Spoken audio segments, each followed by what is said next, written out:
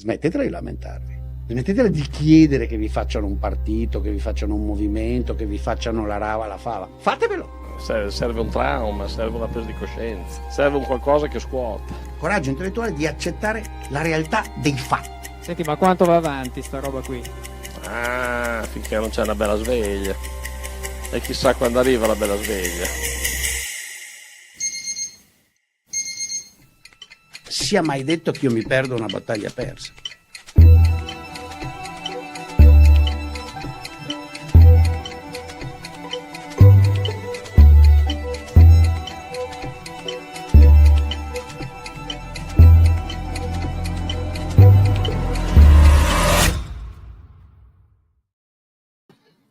Eccoci qua, buongiorno, anzi buongiorno, giorno a John, buon pomeriggio Alberto e buon quel che sarà a chi ci guarda. Buongiorno, ciao a tutti quanti. Ciao John. Oh, I was trying to check the microphone of my colleagues. Allora, John Cochrane è un economista che ho conosciuto nel lontano 1986 quando eravamo entrambi a Chicago. Poi lui ci è rimasto, io me ne sono andato, poi è andato a Stanford e ogni tanto ci si incrocia. John è molto attivo, oltre che accademicamente, anche nel tipo di dibattiti che piacciono a me. Lui li fa debating with his American colleagues, I do it more with my Italian one. Niente da fare, sono rimasto un po' italiano, nonostante le partenze. John ci raggiunge dalla sua casa di Stanford, Alberto credo che sia nella sua casa di Imola invece. Di Bologna. Ah, sei a Bologna.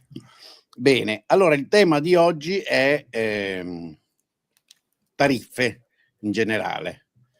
E per introdurlo, tariffe che in italiano dobbiamo chiamare dazi, scordandoci ci sono le tariffe doganali, we call them tariffs. Ok, adesso switch to English because me too, I can't, I have troubles to keep Italian on this matter. So please put up with us. Quindi credo che ci sarà la traduzione by artificial intelligence, so at least we get that. Well, let's give the word to our guest. John, how do you see the situation? We seem to be flipping again on China today. Yes, well, chaos. That was I used to be expert of that. Yes, that's right. Well, chaos poorly described by mathematical theories of chaos. Tariffs seem to be, they are an answer in search of a question, at least here. And that's, I think, part of the chaos. The answer is always the same, tariffs, tariffs, tariffs. And the questions keep changing. Are we here to negotiate our way to global free trade? Are we here to beat up on China? Are we here to bring 1950s manufacturing back to America? Who knows what the goal is?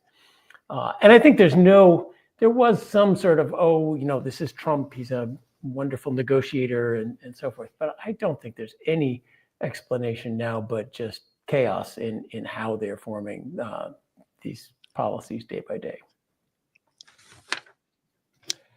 Well, I tend to give the floor to my friend Alberto, because let me tell you, you probably know, but on the tariffs as with respect to China, Alberto and I have very different opinions. As not completely orthogonal, but I would say they certainly would span the full space even. And so let's see what Alberto's view is, what's going on currently of the overall plan. I tend to agree that it's chaos and it's not clear what they're after. But okay, here is the word. Dottor Porchielli, prego. No, it is chaos. I mean, now it seems like today he has announced a reduction in the tariffs on China. They were applied, they were declared, they were like announced. I don't know what to say. Not even a week ago, and now they're already too high. Well, they are too high. I know, but they could figure it out a week ago. Well, one good thing you got to say about Trump is he will back down when he sees something is catastrophically dumb, like 150% tariffs on China and didn't 10% he announce tariffs everywhere. 1,000 something on some items?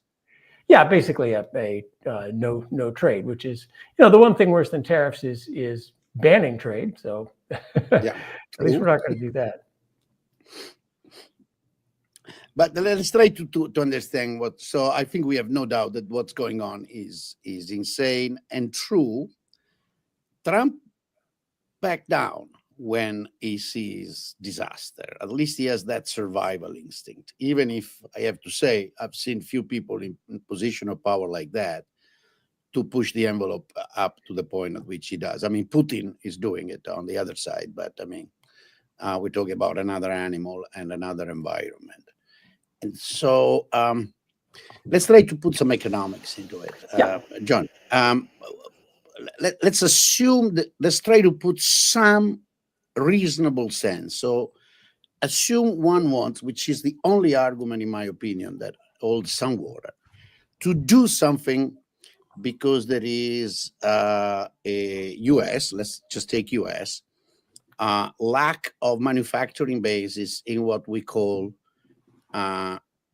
strategic, militarily strategic or security strategic or certainly security relevant sectors, and in which there is a feeling that because of lack of trust toward China in particular, I don't know why we never add Russia to that list, but that's okay. But hey, whatever. The US, let's just take, as I said, the pure US position, ignore Europe for a moment, want to do something. So we want to create incentive for our manufacturing industry, for our entrepreneur, for our scientists, to do those things in such a way that we stay ahead of the potential competitor or potential enemy. What's your take on that? And then let's listen to so this is the great puzzle of tariffs. The right answer, we're all economists, is unilateral free trade. That's the thing that makes the US best off.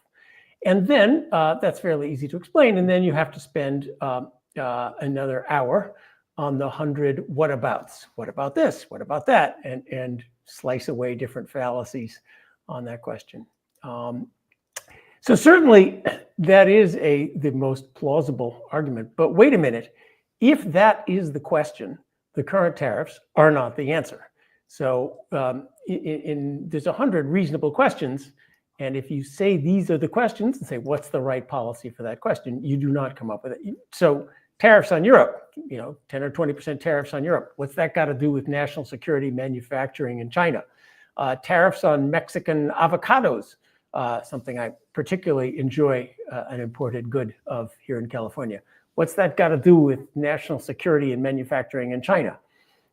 So, the fact that there might be one reason for one tariff does not mean that all tariffs are good. So let's just be careful about the argument. So you actually brought up two questions. One is bring back manufacturing. The other is specific kinds of things that have to do with national security relative to China. And actually brought up a third, staying ahead. So those are three reasons given for tariffs. They also each have different answers when you get to the question. It is not true that America's manufacturing is dead. We've moved to higher value manufacturing. We export services. It is much more fun to sit behind a computer all day than it is to sit on an assembly line screwing in pieces of iPhone. And nobody in the US likes to do that anymore. Even if you have national security and manufacturing and so forth, that does not say, why is it bad to import bicycles from China? I, by the way, want to buy, I'm shopping for a bicycle for my wife, and the idea of paying 3 times as much for it is not something I'm at. What does that have to do with, national security related manufacturing, our ability to produce F-35? There's nothing to do with it. So beware of this, well, there's some tariff somewhere that might make sense, so tariffs are good kind of argument. If you want to do national security, I think we need to be much more precise about what the national security fear is and how the alleged policy is going to help it. Just general, we need more manufacturing, so we'll bring it back even if it costs 3 times as much to do it inefficiently in the US as China. That adds up to being very expensive And there's a tendency in trade to wrap everything in the flag. I've watched many trade cases. Every industry running to Washington for protection wraps it in the flag and says, oh, we need to produce more goose down for American national security. Yes, there was actually a goose down national security case. I worked on it when I was Yeah. Well, just ridiculous. So let's talk narrowly about exactly what do you want to do. We are not going to refight World War II. It is true, our shipbuilding capacity in the US is down to nothing, thanks to tariffs and protectionism. We protected the industry to the point that the industry is completely down to zero. We barely don't make ships anymore. We are not so tell me what the security scenario is for the conflict with China, where we have to build ships in the US in order to fight something that looks like World War. I mean, that's not going to happen. If it really is security, then my answer is put it on the defense budget. If we want to do something expensively and inefficiently in the US, because it's vital for national security, I'm an economist. Tariffs are expensive, but aircraft carriers are expensive. So I don't say don't build aircraft carriers because it's expensive. I say, well, let's do cost benefit.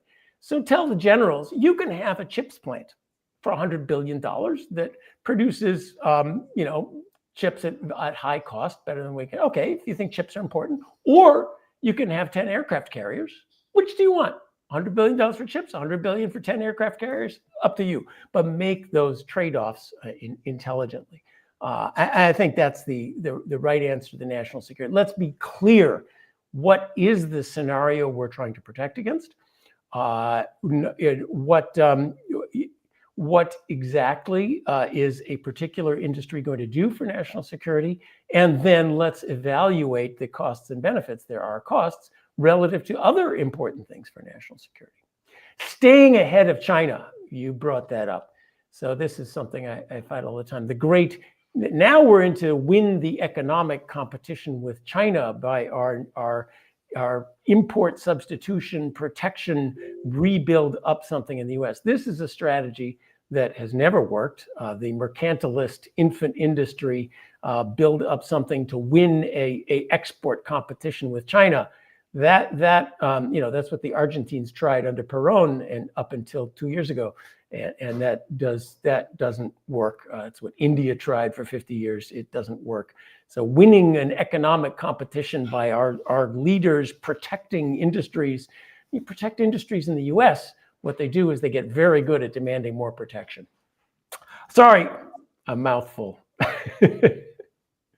Well, let's see the strategic. Okay, caveat. Unfortunately, on this, I know that I agree with John, in particular on the fact that I don't ever see any reason to use strategic or defense argument to support, justify, introduce trade restrictive practices. Military security has to be evaluated on the basis of. No, there is an argument for narrowly targeted, specifically. What is the scenario? What's the target? How is this actually going to help security? No, we import avocados from Mexico. National security, got to stop that. What happens in the war when we can't have guacamole on our tacos and our boys won't be able to fight? No, come on, that's ridiculous. But let me hear what Alberto says on this, because Alberto is concerned instead about that some kind of infant industry argument, I suppose, and so I want to hear it from him. John, there are, of course, I agree with you, because everything is done in such a chaotic way that it doesn't make any sense. And why tariff on Europe? Why tariff on Mexico? Why tariff on Canada? What does that have to do with national security and so on? Regarding China, I think I have an issue with China because, first of all, in many cases, there are crucial elements of the military supply chain that get sourced from China, which is not a good thing. For example, China manufactures 100% of drones. The total market for drones, in the commercial drones I'm just talking about, is controlled by China. it can't be that the U.S. Army supplies drones from China. They have to find a different source of supply for drones. There are motherboards for the submarines get supply from China. There was a scandal time ago. Motherboards were supplied from China. That cannot happen. If the U.S. wants to be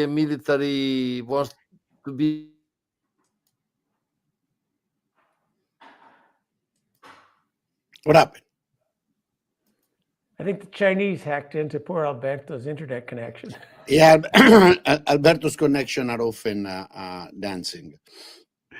Well, we can take up the issue right there because he said enough. Yeah, I mean the issues seem to be always the same. Me. Yeah, I'll let you do it, but the issues seem to be the same. Security arguments have to be treated as such. Military defense, and very narrowly. We do nuclear submarines, and I suppose all the key components of nuclear submarine we do them in house.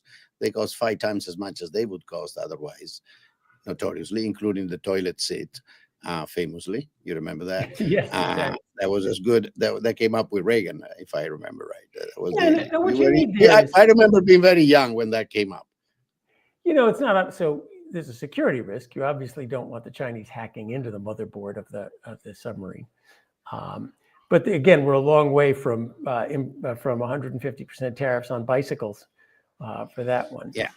The Chinese, they're good at drones because they got better at stuff. The Chinese are darn good at a lot of stuff. They make electric vehicles at very good ones for very low prices that somehow don't save the climate in Europe or the US. I want to go on that in a moment, in fact. Yeah, we'll get there in a moment. But so these are now, but it is interesting how hard it is to separate us all out. I mean, China is now restricting exports of rare earths to the US. Now, again, there's a scenario where our imports of rare earths constrain the ability of F-35s to fly is a scenario of a very, very, very long war.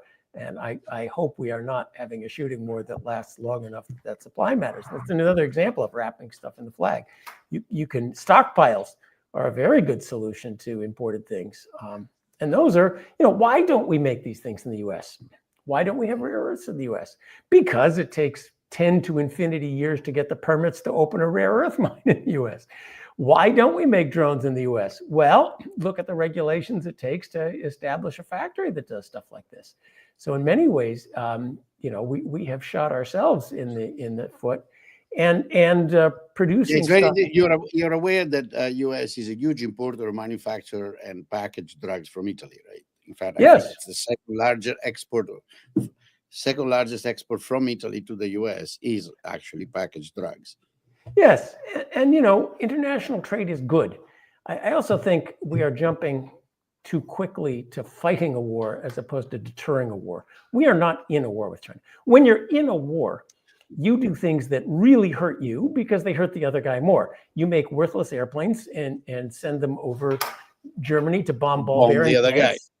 And it hurts you and it hurts them, and you lose, brave young men in doing it, but you're trying to hurt the other guy. That is not our current situation with China.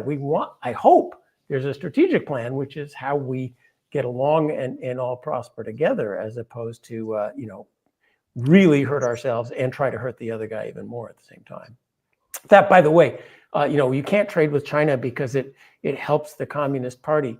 If the strategy is we want to weaken China economically because there's some war coming, that is a hopeless strategy. North Korea has nuclear weapons. So the strategy would have to be weaken China to the point that its economy is worse than under Mao before you have some hope that is a national security strategy for confronting China. So lots of people say, oh, you can't do X because it helps China economically. That's not a sane strategy for fighting an actual strategic competition. Alberto, it looks like you're back. Sorry. No, I think first we have to eliminate the supply of sensitive products from China. I don't know how many of them, but there are some. The drones case is an incredible case. Well, you can't. The way to eliminate the supply is to do it better at home. Right. No. To me, we could supply drone from Korea, for example. We could supply drone from from Mexico. That's right. That's a really good point. The security answer. Let me get a moment into this. Sorry. Which is where we were heading with John just a moment before you came back. There is an assumption in this argument that says we are going to head to a war with China for sure. Therefore, I'd rather have it from Korea, as if Korea could not ever be a risk, or I don't know, Germany, Russia. I mean, where? Because for sure, those are friends. That's the very funny dominant view, and I don't understand what's the base for that is. Well, in case of war with China, you mean? You want a resilient source of supply. You want to be able to supply from many other cases, not just a shooting war, but in case China cuts off exports of something in order to try to play an economic war. What we're trying to do is not fight the shooting war, but be ready to be able to do it. Now, then there's the question, would the US ever do it? We're not willing to back up Ukraine. Are we really going to go, if China invades Taiwan, is the US really going to start a shooting war with a nuclear power 5,000 miles west of the US over that? I mean, our credibility is shot, not just because, they're supplying some part to us. Is the credibility of the US to do something like that not lost in Ukraine, in Syria, in Libya, all over the world? Yeah, John, let's separate the military consideration from the economic consideration. Because these tariffs are not military tariffs. That's clear. No, for example, we have to make an example. We have to make a case, whether it is shipbuilding, it is drones, it is something. But the possibility of a war with China is there. Whether you think it could be you need a sensible strategy for that. But let's take shipbuilding. The U.S. passed a thing called the Jones Act. Let Alberto finish. I'm sorry. Yeah, the possibility of a war is there with Korea. It could be a stupid war, but the possibility of war is there. In case of a war, I think the U.S. has to be able to supply the goods either from inside or from friendly countries. Yeah, if you want to prepare for a shooting war with China, we need a bigger defense budget. Obviously, we need to buy smart things, probably more drones, and so the answer to that is in the defense budget. It's not in tariffs around the world. Well, and let's just get away from this narrow, how do you do national security, which the U.S. has been terrible at. We killed our shipbuilding industry, protecting it so we would have it for national security under the Jones Act. So those kinds of subsidies don't tend to work in the U.S. But yes, need a military case. But if you are going to get into a competition with China, you need allies, you need friends. Well, that's what I'm saying. You need a global, maybe what some people want, I don't want, is the idea of we have a global trading bloc with the US and our friends, and we try to isolate China. But then you need friends. So I think these tariffs are going to be, if they go into force, are going to be very damaging economically, more than most people think. Worse, politically, they're going to, I thought Trump was going to do a lot of good and did a lot of good right up until about a month ago. But that's once everything costs twice as much at Walmart and people are out of jobs, his support is going to crater. That's the end of getting anything done under Trump. And worse yet, foreign policy. We need friends. We've pissed off the Canadians. He looks like he's going to do the unimaginable and get the liberals reelected. It's done. Pissed off Europe. I think it's a done deal. And when we call up the world and say, China's blockaded Taiwan, we need your help. Europe, we need you to stop buying stuff from China because we all want to gang up on China and get them out of Taiwan. Europe's going to say, see you later. I'm trying to be polite, right? Because we pissed off the world. So it's a real foreign policy and political disaster as well as an economic one. I knew John is a volcano. I've known the guy for a while, but I want to try to elaborate a positive position. So let me go back to Alberto. I'm going to play a very unusual role for me, which is the mediator, but not a mediator in a silly sense. I'm trying we to need see a devil's advocate here. What? We need a devil's advocate. There you go. So the issue here, there is a view. It's a view actually I don't share, but the two of you share it. So that there is a large positive risk of an actual war with China. I suppose you imagine over Taiwan. I don't see any other reason unless we decide to, I don't know, support the Russia in case the China wants a piece of Upper Mongolia back or things like that. So let me take your position, the one you seem to share. There is a high positive probability of a war with China. So the question is, and that is the main concern. So what strategy you want to use for that? Alberto, let's put it in the positive form. So then we'll send a recommendation to Donald Trump or something. Well, the US has to be able to supply critical element from other countries, not necessarily from inside, from other countries that are necessarily friends that can ensure the supply. They are away from the theater of operations. So you should be able to buy drones from Mexico, for example. Not necessarily military drones, not civil drones. What's the relation? Because there are lots of drones that are dual use. The dominance of China, the commercial drone, make it that all the drones are made in China, basically. Apart from the very suggesting that we should essentially have a policy of subsidizing a set of companies to start producing military equipment or potentially military equipment in countries other than United States. Is that the idea? Possibly, yes. The China dominance of the commercial drone market is unacceptable from the military viewpoint. But let's go beyond drones. But in general, so the view is let's. Shipbuilding is another one. Shipbuilding is another one. But I don't have the impression that the U.S. has such a weakness in controlling the seas. No, but in case the ability of the U.S. to resupply ships is very limited. So, if I may, you believe in a war that will last a couple of years with China by exchanging nuclear weapons? Where we still have the war gets nuclear, you don't worry about all these things. But if we can, that's what I was thinking. I mean, Michele, se ci tira le bombe atomiche, allora smettiamo di parlare di tutto, capito? Ma se non ce le tiriamo, hai bisogno di portare avanti una guerra convenzionale. No, I understand, but I very much doubt that there is the possibility of a conventional war lasting more than 2 weeks involving U.S. That's what the U.S. Navy. That's what everyone said. That's what everyone said in 1914 as well. But let's be clear. Let's see what John thinks about it. First of all, our objective here is to deter a war, not to intentionally provoke it. If you want to have the ability, and you need the credibility to be able to fight a conventional war, that's how you stop it from going nuclear. You go nuclear when you're going to lose conventionally. You need the military resources to fight the war, and you need the will to use them. Now, the number one problem with military resources in the U.S.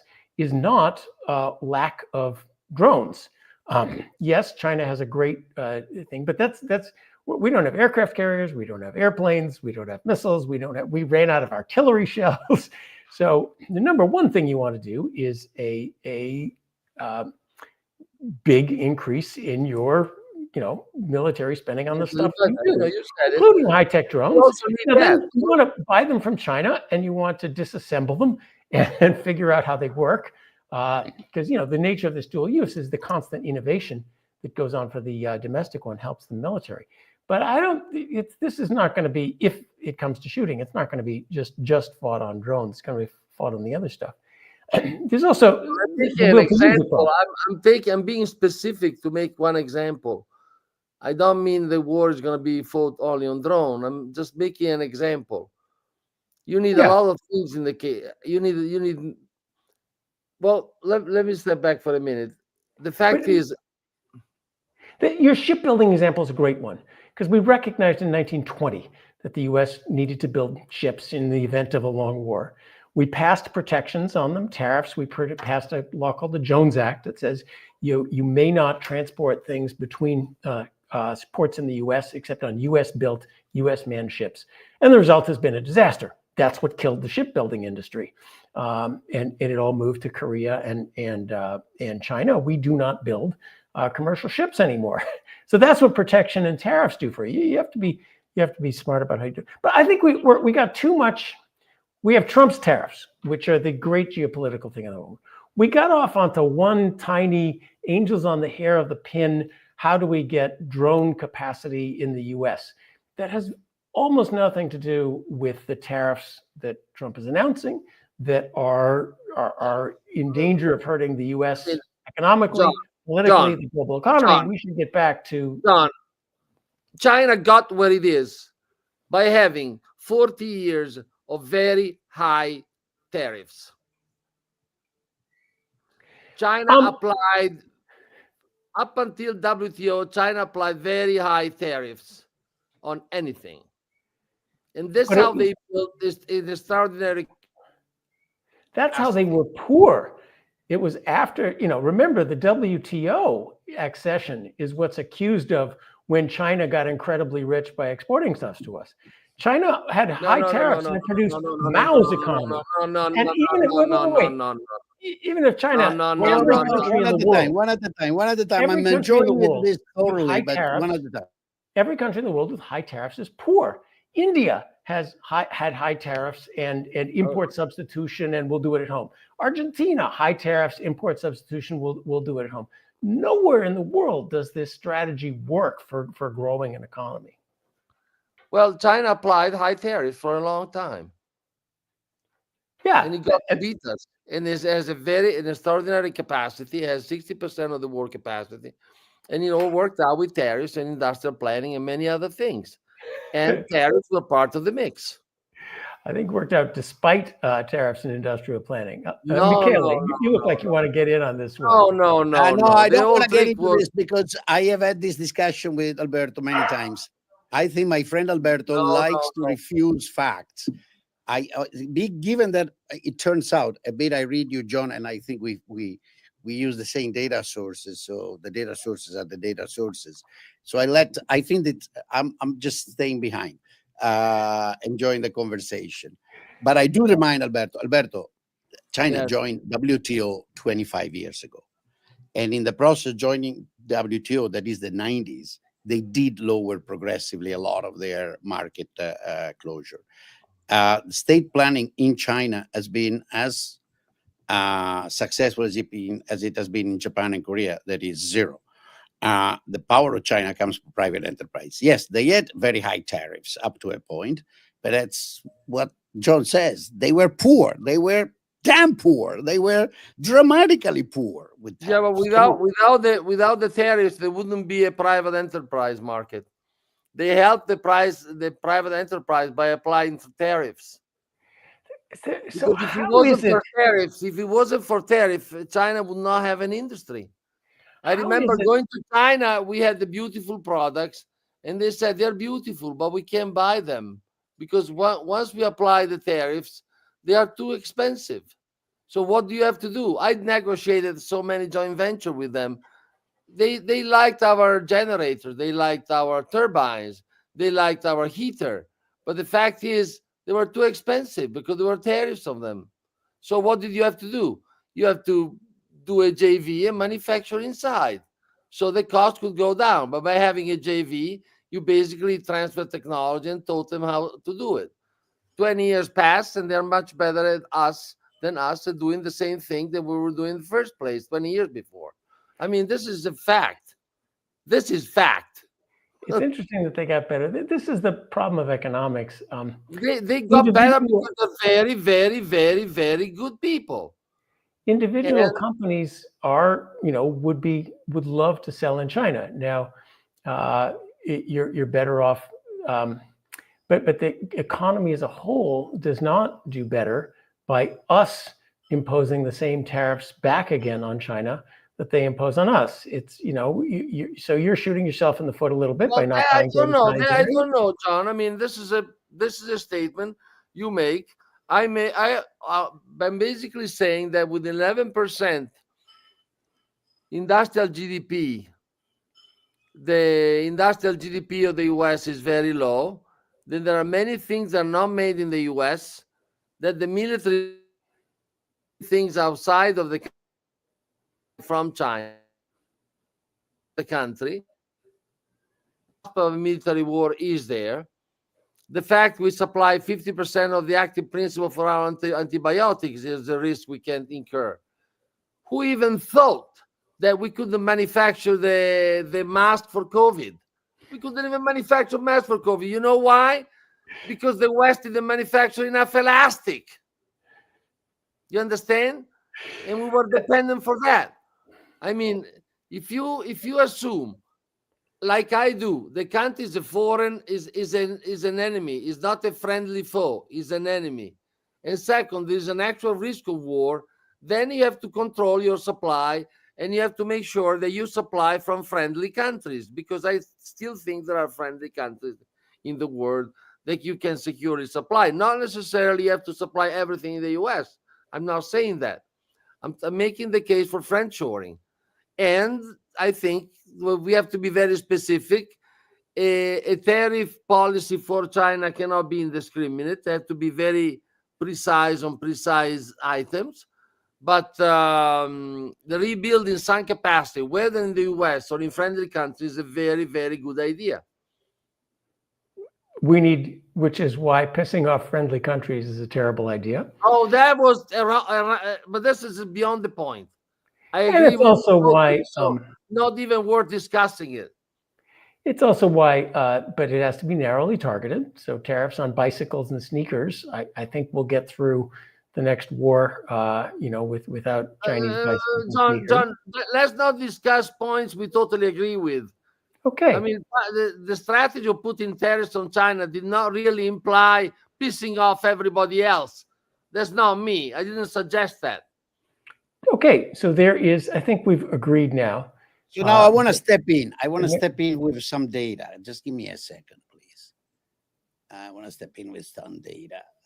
Screen 2, here it is. I asked ChatGPT. And I checked. I know it's true. So yes, tariffs were high in China when they were poor.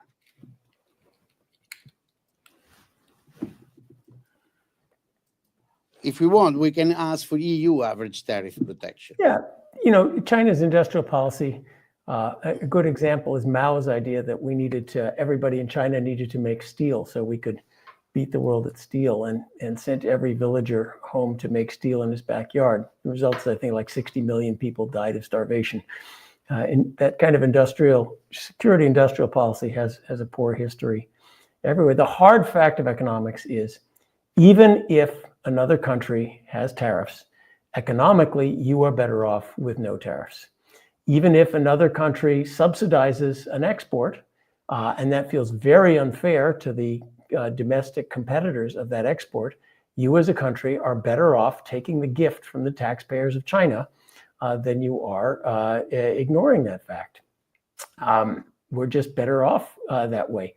Not doing that is very costly. And that's why I think, if you want to wrap things in national security, it has to be narrow, the costs tabulated, and really compared with the benefits and the alternatives.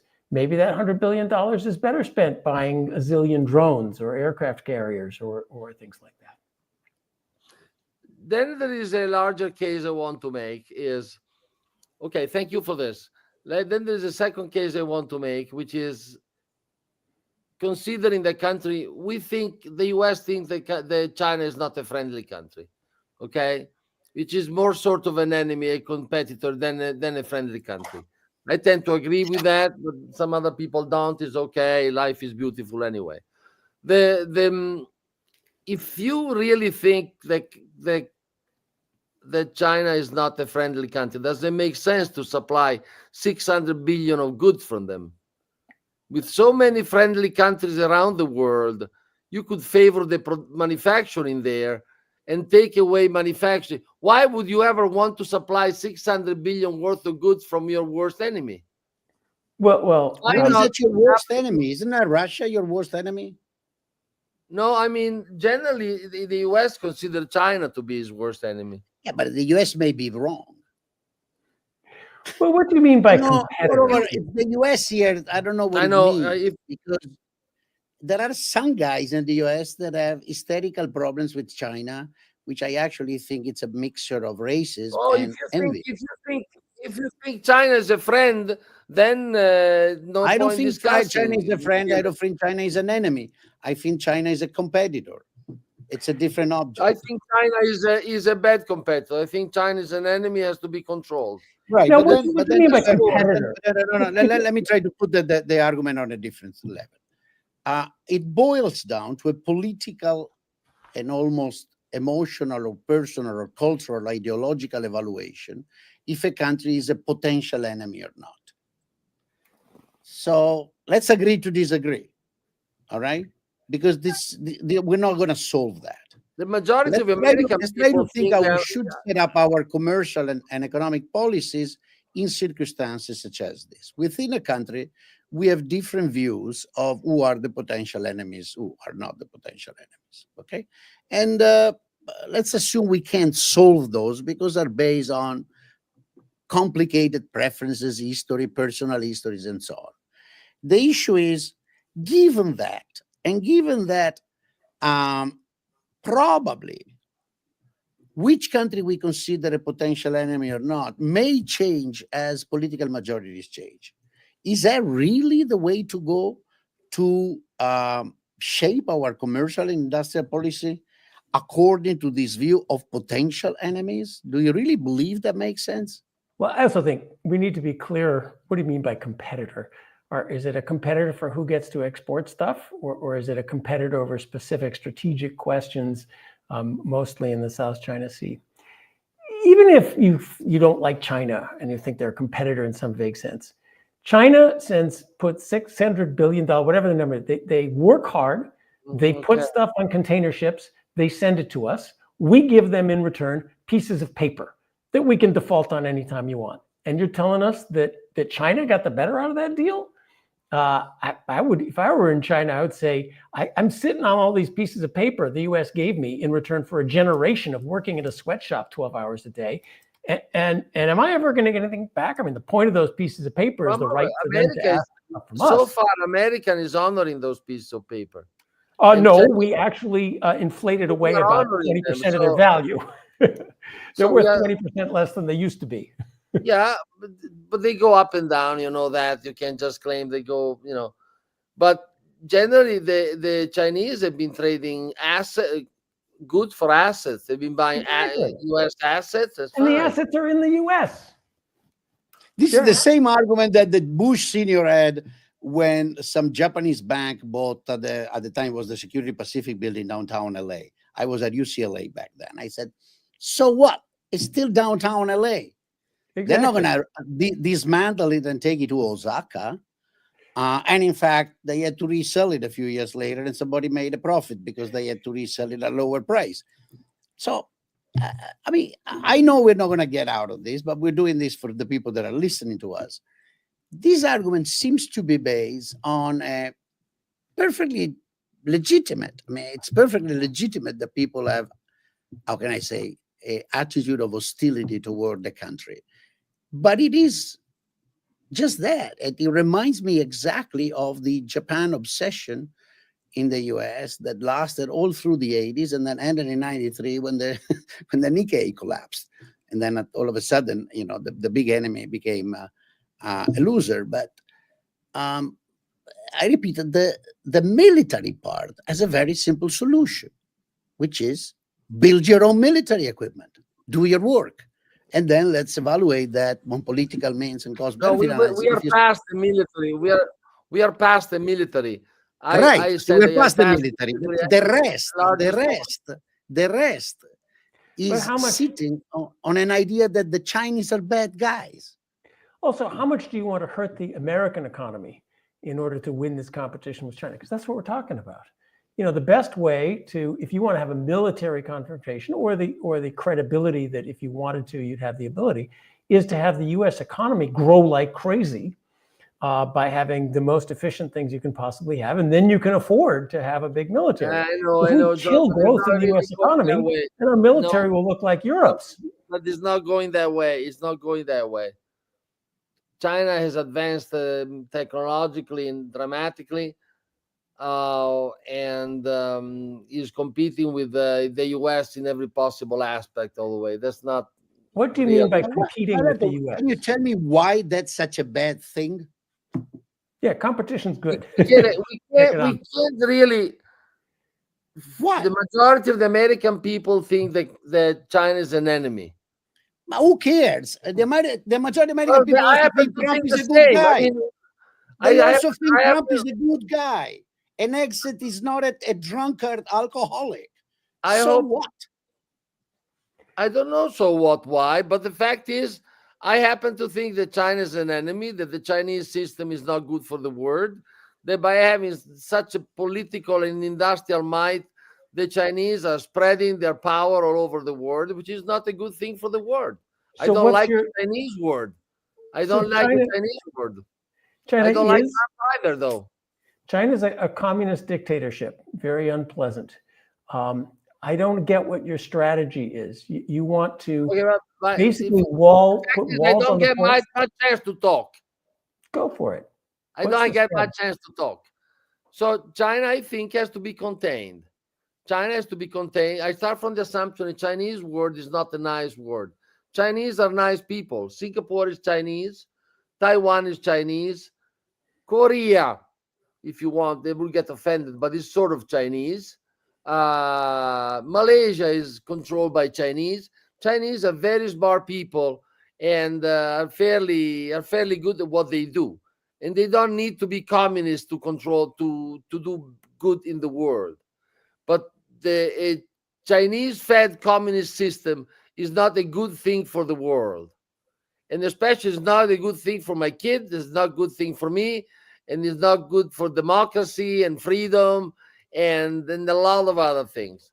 They're very expansionistic, they're very militaristic, they're very nationalistic, they're racist. I don't like them, okay? So I happen to fall in the field of the people who don't want them to get ahead. There are many elements to slow them down, possibly, even though I'm pessimistic about the probability of slowing them down. There are many things that will need to be done. They don't get done, they not necessarily get done.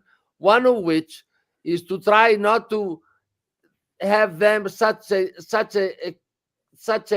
strong industrial position, because they derive a lot of power from the very strong industrial position. So trying to shift for the US to reserve 600, 700 billions of foreign trade to China in industrial goods is not a good idea.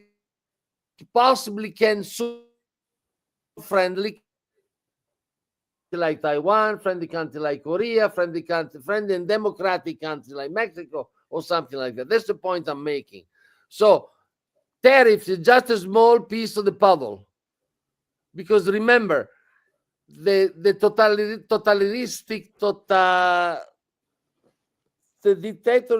dictatorial system of China is the worst system you could possibly ever conceive. Oh, there's worse. North Korea, Cuba. I can find a bunch of much worse, but that's okay. There hasn't been much worse. This is a perfection of a totalitarian system. It's a totalitarian system without flaw. It is people live miserably. I don't have that impression. Forgive me, Alberto, but you're giving a description of China. The first thing people want strongly to do biased. Is get out. People in China, the majority seems to live decently well. But that's why it's dangerous. It's the only totalitarian system with a decent economy. There's the difference between you and me. No, but that's okay. But then there are facts. If you think that China needs that system needs to prosper in the world, be my guest. I don't think it does, and tariff can help. I actually have a very different view. Let me try to state my view. First of all, I do not think, and I think it's very anti-historical, to characterize the Chinese system as communist. It's an imperial system. It's an imperial autocratic system with a mandarinate that runs the country. And it's a essentially 21st version of what their empire system was in their high days of the 14th, 15th century. It's not even remotely communistic. There's nothing communist in China other than the funny name of the party that rules the thing. But no, they do state planning. But that's neither. But that's a label. That's a label. One thing I observe, having observed China for about 35 years personally, and having read about at least a century of its history, is that the process of economic growth has actually weakened the negative aspect of the Chinese system. Mass deportation, indoctrination, imprisonment, violence, and so on were much more frequent in China in the 60s, in the 70s, in the 80s than they are now. They have been progressively reduced. Now, am I an optimistic that thinks that everybody's going to become like England just because they reach the GNP per capita of income? No, I don't think so. I think there are cultural traits that last a very, very long time, which is why the crazy policy of exporting democracy and by invading countries and teaching them to be like California failed miserably and produced even worse results. And that's the problem we should face very coldly, very rationally with China, not emotionally.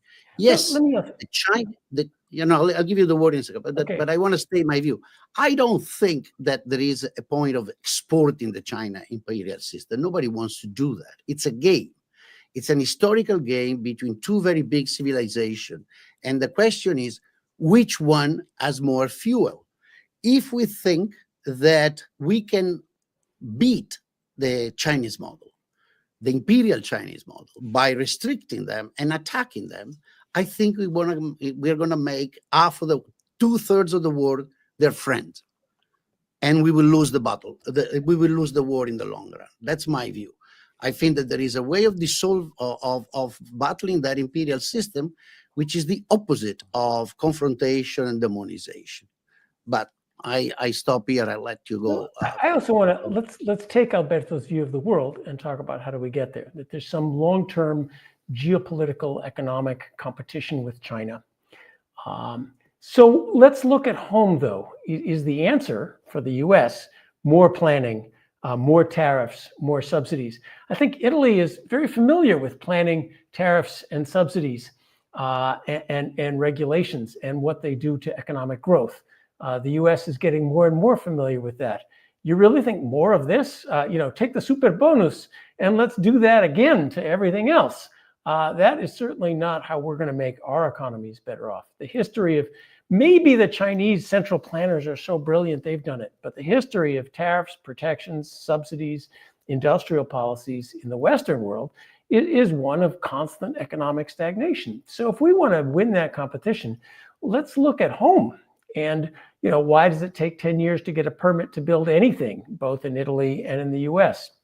Why are we spending 50% of GDP from the government sending out checks? Why are we paying people not to work? Why are our education systems failing to generate engineers who know how to actually build things? The way to win an economic competition like that is not to try to impoverish China.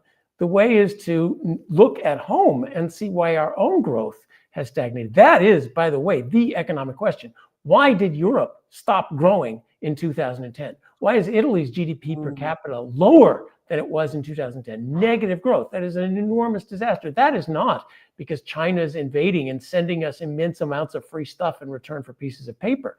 That's because we've hobbled our own industries. And competition ought to tell us to fix that. And yes, you want the rest of the world. When we do this sort of thing, we're telling Latin America, choose us or choose China. Well, Latin America, we're asking you to buy $100,000 trucks from GM when BYD can send you $20,000 electric cars that work a lot better. and we're going to throw a tariff on you. And as part of it, you want friends to join your system. Well, reform at home, grow at home is the way to try to win a geopolitical war, not to try to make China go back to a North Korean economy and state. That also is not going to help them politically. Listen, you raise many arguments, and we can't. It's very difficult to discuss on all these different topics. The fact is, it's very simple. I think China is bad for the world, and is bad for me, and is bad for democratic countries like Italy, and is bad for democracy. I think it's very simple test you can make. In an American country, you can, if you're an Afghan, you can even dream of becoming CEO. In a Chinese company, you can't. Is the Chinese is only the Chinese. It's because very few people want to migrate to China. I think it's a racist culture. It's a racist macho culture, which is not good for the world. And I would fight anything to stop it. And I think that there's a very small element that can allow us to shift production from China to friendly countries. That's as simple as that. We don't need a large discussion to get to this point. But of course, if you think that system, then be my. Of course, things don't work. Is a value that it doesn't have. What can I do? I lived in China. I know what it is like. I've been in Asia for 30 years, so I have an idea, and that's how I got to shape my position. And it's very difficult that based on the discussion that there's anybody right or wrong. I don't try to convince Michele of the opposite. I know that I'm unconvincible because I've seen things that nobody else has ever seen. But even let's take your view. What you want is that the policies that you enact actually help towards that view. So is it more helpful to guide China towards becoming, do we want a world where China liberalizes as part of the international system, sees that its advantage is both to trade with us and to reform, or do we want to start the war and tell China, you're on your own? And the minute China is on its own, its incentives for not invading Taiwan go way down. So I think that's a very good point. Where do we want to go, and how do we want to get there? Putting big tariffs in on China, telling them they're on their own, is likely counterproductive. We appeased China for many years. Because the assumption underneath was that China would become a liberalized country, would become liberal, would open up, and so on. This hasn't happened. China is much worse than it was 20 years ago. That's not true. Much less open than it was. That's not true. Alberto, I let you believe whatever you want, but making statement like this, that China is much worse than it was 20 years ago, is just not true. It's just plainly not true. It's pretty bad. È una chiusura. La Cina è una chiusura. La Cina è talmente chiusa, ha espulso gli stranieri. Ma vuoi scherzare? È tutto sulla security. La gente scompare dalla sera alla mattina. Michele, ma cosa dici? No, la gente non scompare dalla sera alla mattina in Cina. Non ho alcuna intenzione di andare su questo terreno. Ma adesso non ho alcuna intenzione di andare su questo terreno di hearsay. Allora non venirci. Però questa è la verità, la gente scompare dalla sera alla mattina. I just contradicted a statement that it's much worse than it was 20 years ago. Much worse. That you can contradict it forever. I now retract this. China has got much worse. Prior to Xi was a much more open system. You could freely talk. Now there's no longer the case. I do not think the case rests on 70% of the foreigners. 70% of the foreigners have left China. Even all my foreign friends that were in Shanghai with me, we had a grand time together. All of them have left. They can't stand to be in China anymore. China's bad. Russia's bad. Human rights are in trouble in many places in the world. I don't see how the argument falls there. If you restrict the ability of people in your country to buy stuff they want from any place that doesn't, come up to your standards, we're all going to be tremendously poor and a more dangerous world because, when countries are all on their own, they're much more likely to lash out.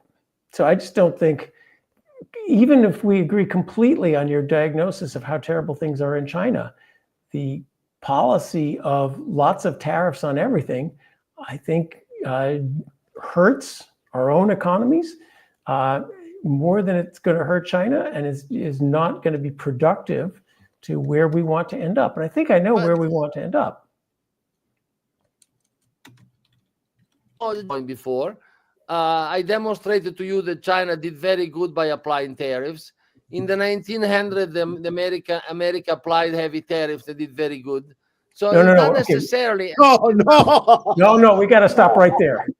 America in the 1890s had high tariffs, and this is often said, oh, look, high tariffs are wonderful. But there's a question of because or despite. Every study that's looked at it says, no, we in fact did well despite the tariffs, not because of the tariffs. And this is the classic causation versus correlation. Do you really say, oh, we need the economy of America in the 1890s? When average income was 1/10 of what it is now, when women couldn't work, when blacks were slaves, not everything of the 1890s was great, when pollution was rampant. So you can't just cherry pick, oh, we had tariffs, we had growth. Tariffs were great for growth without also taking all the rest of it. So it is absolutely clear that the US prospered despite tariffs, not because of the tariffs in the 1890s. Well, I still think you still have a case that the U.S. built a very strong industrial base with the tariffs. There's no question about it. Yes, despite. In 1820, the British burned the White House because the U.S. didn't know how to defend itself. 8 years go past, and now the situation is reversed. We also had a large internal market, and the fact is today, the U.S. the population was growing, the internal market was growing. Come on, there are libraries of Congress of research of economic historians on that fact. The tariffs were not good at all. There is a consensus that goes from left to right on the topic. Let's not use that argument. The argument boils down to a political argument. And so the battle is completely political. People that hold your view have the view that China is, one, the monster system, and they forget others like Iran, like North Korea, like Russia. And two, that in order to stop the monster system from expanding, the best thing to do is to start essentially what will lead to a war. Because it will lead to a war. Because what if this strategy were because the strategy of fighting China every inch of the way can have only two outcomes, and neither of them is desirable. One outcome is actually China wins. That is the way in which it is done rallies other countries around the world, because we're forgetting, the group of people that wants to fight this battle is half of the 350 million people living in the United States of America, and a small percentage of the 400 million people living in Europe. Altogether, I would say 300 million people. There are 8.7 billion people out there, all right, which might decide, and China on this is very good and very subtle, to side with China. So I cannot rule out the fact that they may actually win this particular war. And that would not be good if your hypothesis is correct, because they would be running the world and we would be trapped in a North Atlantic corner. The alternative is that actually they lose. And if they lose, that is, they go back to a kind of a pre-Deng Xiaoping situation, they're going to resemble the Russia of Putin, a country with a potential future, with a potential economic growth, that for a variety of reasons feels that the other guys, the bad guys, cornered them, prevented them from growth, excluded them from the world, and brought them down. And that country will still have a military apparatus. As it often happens, when countries get poorer, the military don't get poorer, they get richer. They come into control. And that's going to maximize the chance of actually an armed conflict. So I mean, I understand it's political, and I understand it's pointless to try to convince each other that China is a monster or not a monster, but I think you should think strategically about these two outcomes of this game. Yeah, because the that's the important key thing. part. I'm trying to think rationally about this. The important thing is, do the tools achieve what you want them to achieve, not just how bad is China. Yeah, I guess that's the right way to put it. And the No, issue, let's no, forget how bad China is. Let's just ask, how do you actually contain China's bad aspect? Let's agree that there are many bad aspects. You think they're dominant? You think they are, most of their aspects are bad? I think there are some bad aspects. I don't think they're dominant, but that's okay. Given that we agree on what the bad aspects are, let's ask, how do we control the bad aspect? Right? That should be our attitude. How do we, for example, reduce their influence in Africa? But also, let's wrap up around where we started. We need to wrap. This is about 1/100th of the issues involving Trump's tariff and the ongoing global trade war. It is certainly does not explain anything of what we're doing. There's 15 arguments for tariffs. This is one of the first. And I think where we've gone with this show is, if you take this strategic question seriously, you don't end up with anything like the tariffs that are being put in place, which are also supposedly for let leave it like that's. In fact, let me just do a quick I think on the tariffs, all three of us agree. I think that the issue that let me just do a quick is posing is a strategic. A quick counterproductive. 150% tariffs on everything from China is going to double the price of everything in Walmart. And the support that Michele brought up for anti-China policy is going to evaporate. I know, John, but I'm not saying the tariff should be 100%. I'm not saying it should be on everything. So it's not the case you make with me. The case is, I would like to stop China, and Michele wouldn't.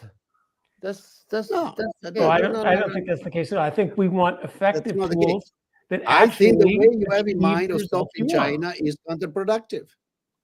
No, well, I think that we tried to appease China. It didn't work. It got worse. So this is something we discussed already. I think we can end here. It's a value difference. I do not accept a totalitarian country growing and expanding in the world the way it is. I don't like it, and I will always fight it. And China and Russia, to me, there's not much difference there. China is deeply totalitarian. It doesn't spread good practices. It tries to kill democracy wherever it goes. It's very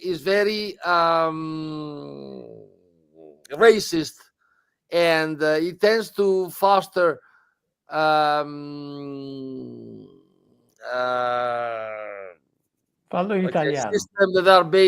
systems that are based on bribe. It tends to foster bribery, totalitarian, lack of social justice. So I don't like it, but many people who like it. So I don't think that is not the argument. Neither Michele or I love the Chinese system. We just want policies that are going to actually work towards strengthening. I haven't heard a single word from you that will. You haven't said a single word that convinced me that you have an idea of what it takes to stop China, John. I want to strengthen us. There's nothing in everything you said in an hour that made me ring a bell and says, oh, wow, John knows how to stop China, or Michele does. I don't think impoverishing China is either practical or desirable. I didn't say there is a big difference in slowing down or stopping or impoverishing. Gentlemen, I agree with you. This is extremely interesting, and let me make a proposal. I have to go teach in 20 minutes.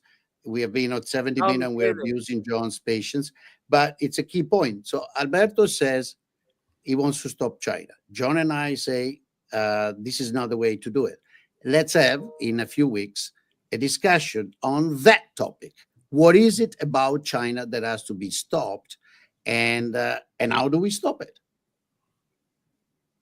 Because given that we agree that the tariffs are not the way, given that we agree that it's chaos, given that we agree that that's not the right way, where we disagree is on the strategic risk associated to China and the proper way to address it.